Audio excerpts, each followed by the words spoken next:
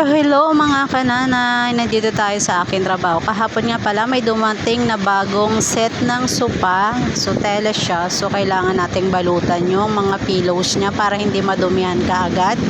Para naman walang dumi pag may bumili. So kailangan nating balutan at yung ano niya, pinaka center table niya guys. So ayan, kaya kailangan nating balutan. Tara, let's go! So, kaya ko namang gawin, kaya babalutan ko na. Yung set, yung upuan, bahala na yung dalawang tao dito na lalaki magbalot. So, yung kaya kong balutan, babalutan ko na ngayon.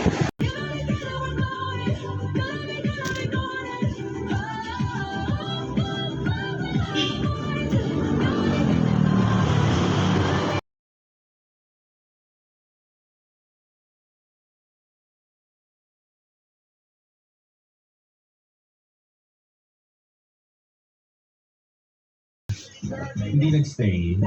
May mga bagay kasi talaga na may